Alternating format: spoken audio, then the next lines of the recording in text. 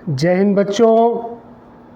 आज हम dual nature, radiation and matter का टॉपिक नंबर 2, जैसा कि हमने वादा किया था, इस लेसन को हमने 20 टॉपिकों में डिवाइड किया है और एक टॉपिक हम इंट्रोडक्शन पढ़ चुके हैं। दूसरा टॉपिक का हम अध्ययन करते हैं।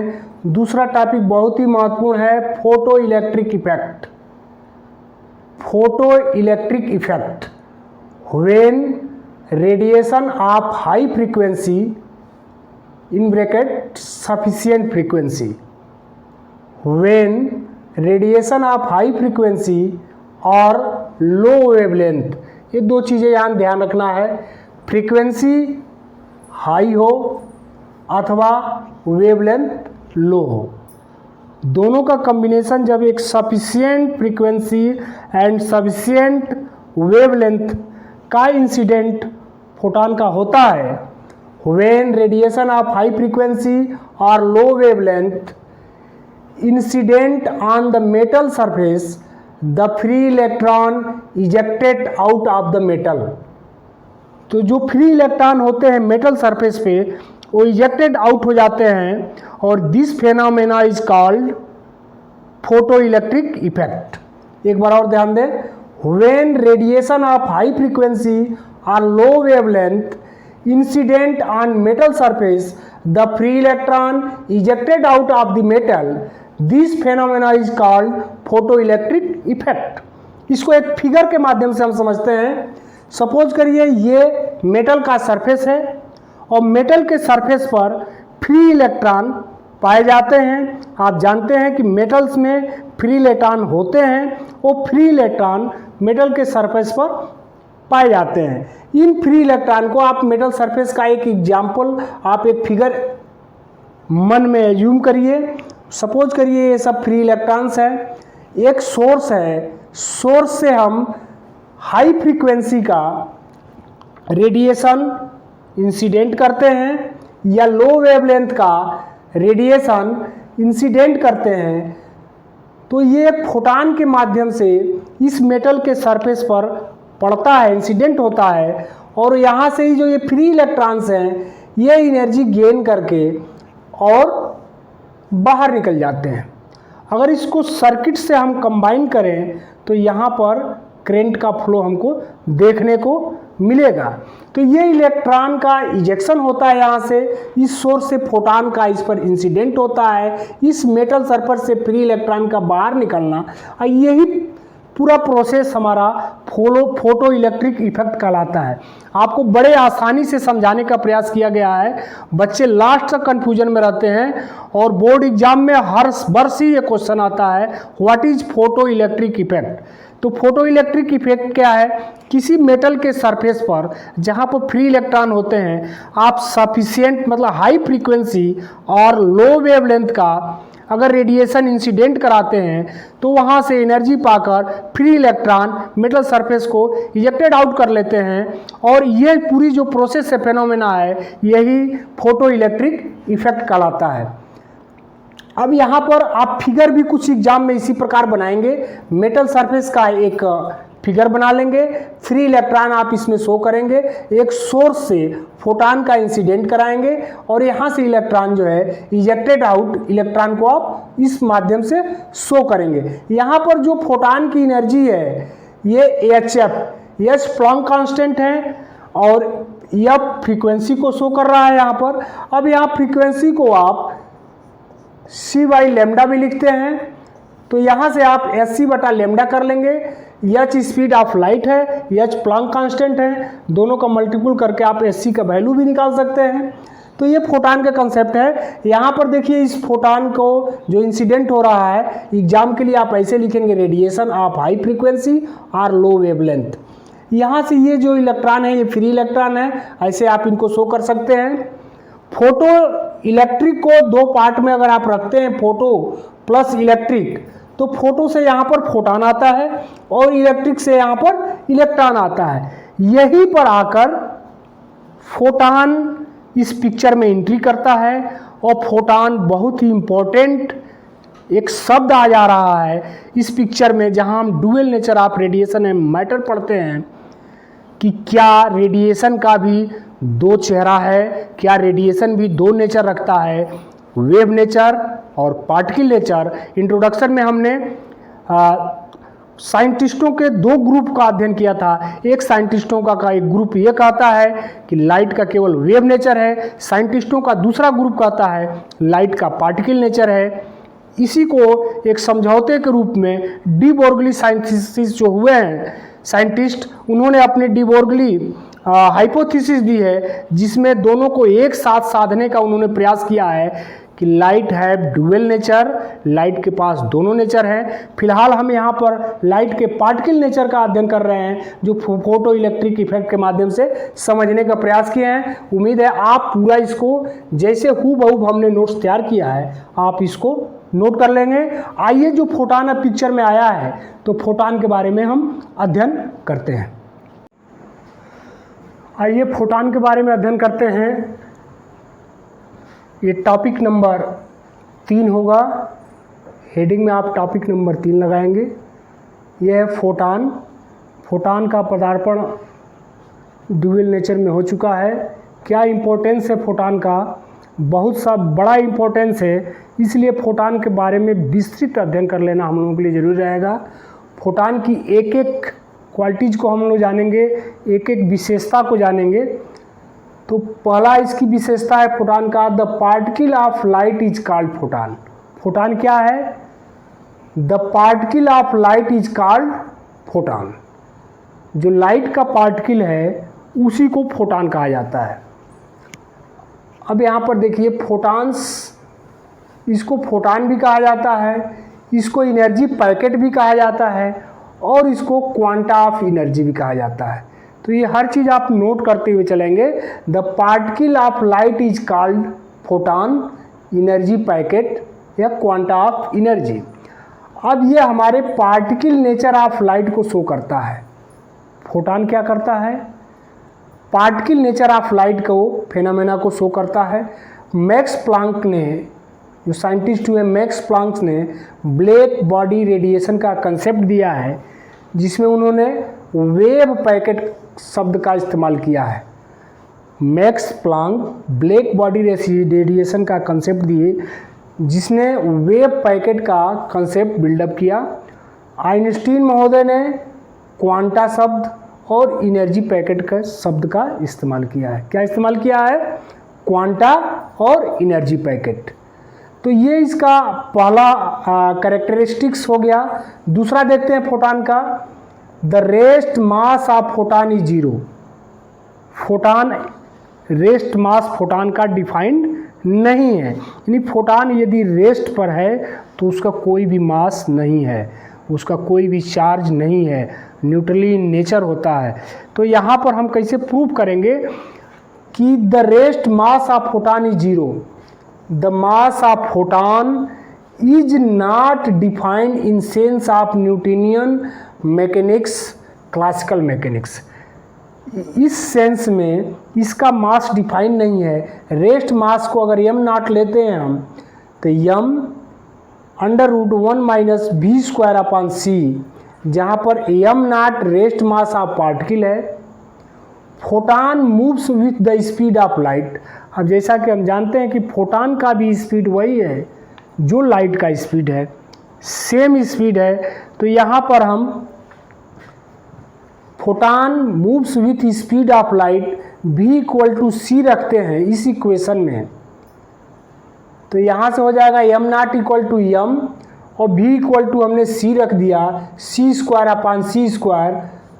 दोनों को कैंसिल करने पर यहाँ पर 1 आ जाएगा और m नॉट = m √1 माइनस 1 हो जाएगा। और 1 माइनस 1 क्या होता है? 0 होता है। तो यहाँ पर रेस्ट मास क्या हो जाएगा? 0 हो जाएगा।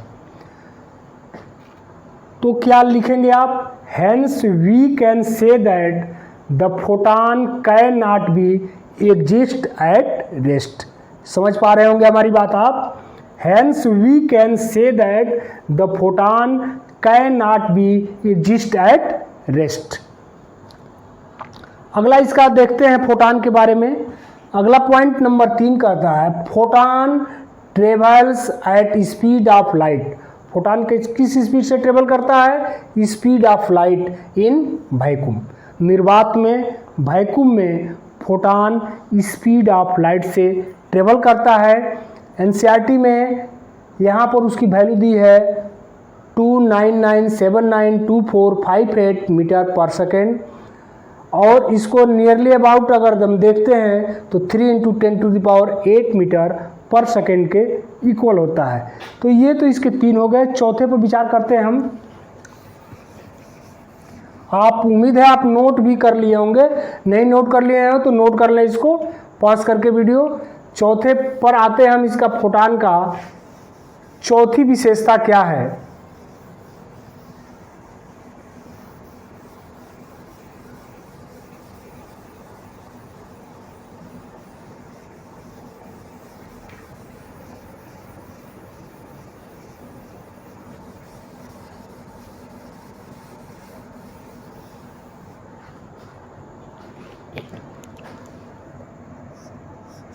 फोटान की चौथी विशेषता आप नोट करें। Photon are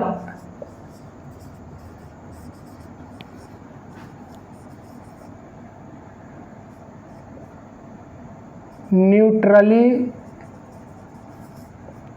in nature.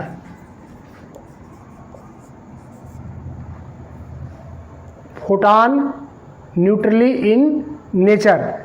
Photon का कोई चार्ज, नो चार्ज होता है, न पॉजिटिव चार्ज इस पर आता है और न नेगेटिव चार्ज होता है।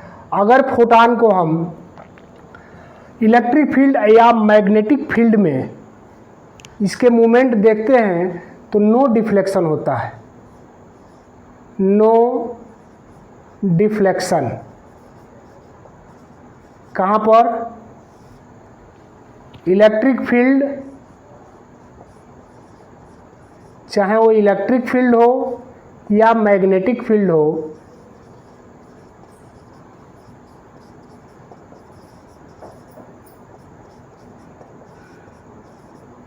दोनों जगह फोटान का कोई डिफ्लेक्शन शो नहीं करता है। तो ये आप चौथा इसको लिख लिए होंगे। और फिर जो है अब पांचवा के बारी आती है। पांचवा आप नोट करें। फोटान का 8-10 विशेषताएं हैं। इन विशेषताओं को भली बात हम लोगों को समझ लेना है। फोटान के पास एक डिफिनिट एनर्जी होती है। प्रत्येक फोटान के पास एक डिफिनिट एनर्जी होती है। पांचवा नंबर डालेंगे आप। Photon have a definite energy. अब डिफिनिट एनर्जी क्या होती है फोटान की? जैसा कि आपने जब प्रैक्टिकल में देखा कि एक मेटल सरफेस पर किसी सोर्स के माध्यम से अगर फोटान इंसिडेंट करा रहे हैं हम, तो यहाँ से जो फ्री इलेक्ट्रॉन हैं वो इजेक्टेड आउट हो रहे हैं। तो यहाँ पर जो एनर्जी है वो HF है। HF क्या है? H प्लैंक कांस्टेंट या फ्रीक्वेंसी है। F को आप c/λ लिखते हैं। तो यहाँ पर c क्या हो जाता है? Speed of light.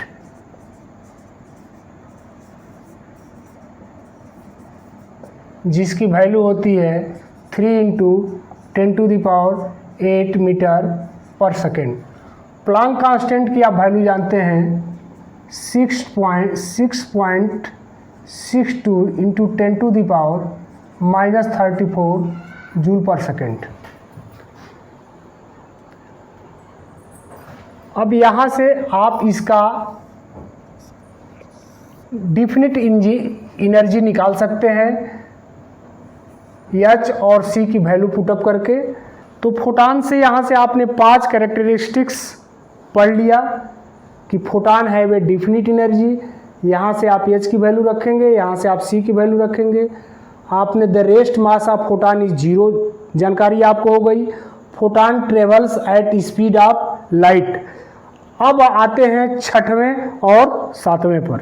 ये देखते हैं फोटॉन का छठवां क्या विशेषता है। छठा विशेषता ये कहता है कि all collision between a photon and a matter particle are perfectly inelastic.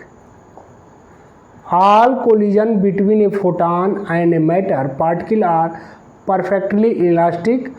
Perfectly और कंप्लीटली इलास्टिक के बाद दोनों फोटॉन के अगर एज्यूम करते हैं दो पार्टिकल हैं तो दोनों एक ही साथ चलेंगे। अब इसमें जो पार्टिकल का मोमेंटम ज़्यादा होगा उसकी दिशा में दोनों का मूवमेंट होगा। यदि दोनों की दिशाएं डायरेक्शंस अलग हैं तो उसको रिजल्टेंट के माध्यम से हम फोटॉन का मोमेंटम निकालेंगे, एनर्जी निकालेंगे।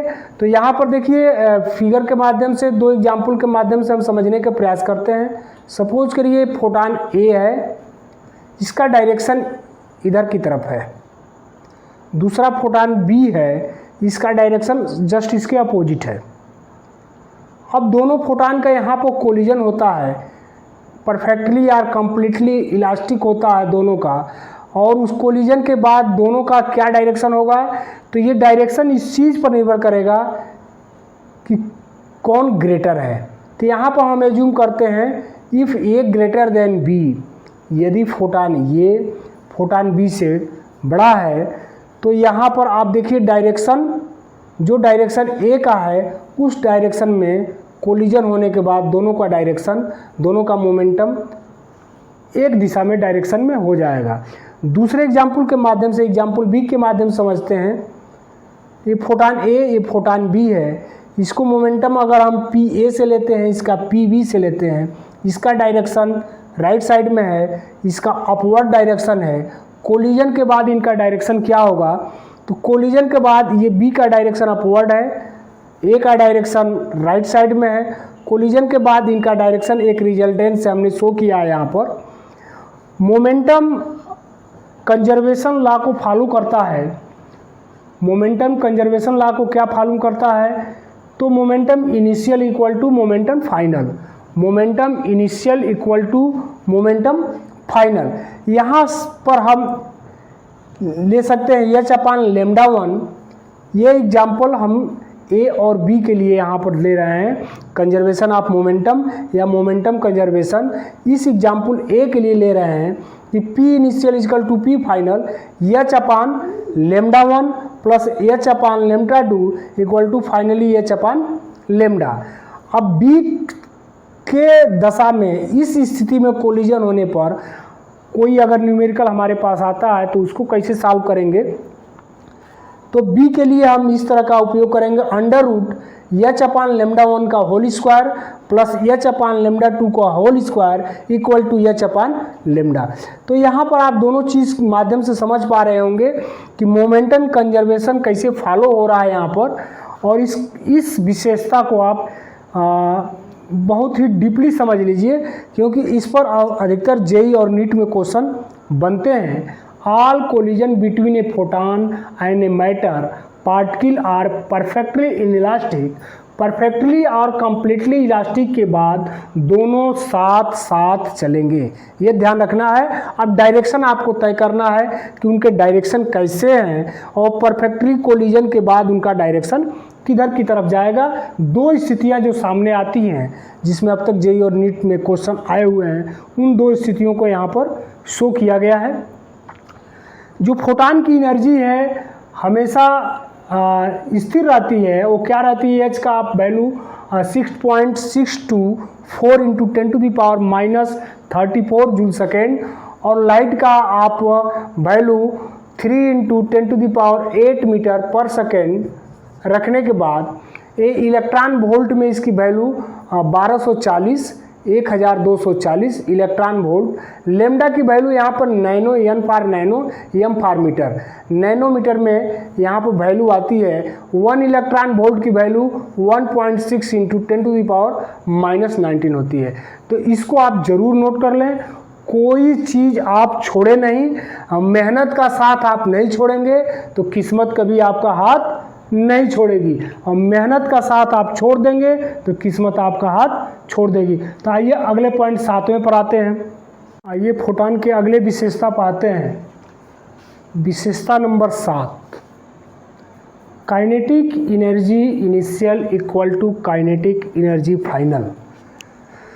Kinetic energy initial equal to kinetic energy final, K E initial equal to K E final. Kinetic energy भी फॉलो एनर्जी कंजर्वेशन लॉ को फॉलो करता है, जैसे मोमेंटम आपने देखा। 8वां इसकी विशेषता देखते हैं। All the photons of a particular frequency और particular wavelength have the same energy and same momentum. बहुत ही इम्पोर्टेंट इसकी विशेषता है। All the photons of a particular frequency और particular wavelength have the same energy and same momentum. यहाँ समझने वाली बात यह है कि पार्टिकुलर शब्द का जो इस्तेमाल हुआ है, इसका मतलब येलो बल्ब आप इस्तेमाल अगर कर रहे हैं तो 50 वाट की येलो बल्ब और 100 वाट की येलो बल्ब, 50 वाट के येलो बल्ब से अगर 100 फोटॉन आ रहे हैं और 100 वाट के येलो बल्ब से 200 फोटॉन्स आ रहे हैं, तो इंटेंसिटी बढ़ाने से फोटॉन्स के नंबर बढ़ जाएंगे, किंतु उसके फोटॉन के ईच फोटॉन के एनर्जी पर कोई प्रभाव नहीं पड़ेगा यदि वेवलेंथ में आपने चेंज नहीं किया है। उसी तरह से पार्टिकुलर वेवलेंथ को आप घटा बढ़ा रहे हैं, इंटेंसिटी सेम है, तो उसके एनर्जी पर कोई प्रभाव नहीं पड़ेगा, ईच फोटॉन की एनर्जी सेम रहेगी। All the photons of a particular frequency और particular wavelength have the same energy and same momentum. इसको यहाँ समझ सकते हैं, energy equal to h f, f को आप सी बाई लेमडा लिखते हैं, तो energy equal to s c बटा लेमडा, और momentum p equal to h upon lambda से आप शो करेंगे। 9वें विशेषता में आते हैं। ऑन इंक्रीजिंग इंटेंसिटी, जो बात अभी हम यहाँ बता रहे थे, on increasing intensity of radiation the number of photon increases but the energy of each photon is still same. इसको आप इस माध्यम से समझ सकते हैं, इसको आप नोट कर लें पॉज करके वीडियो।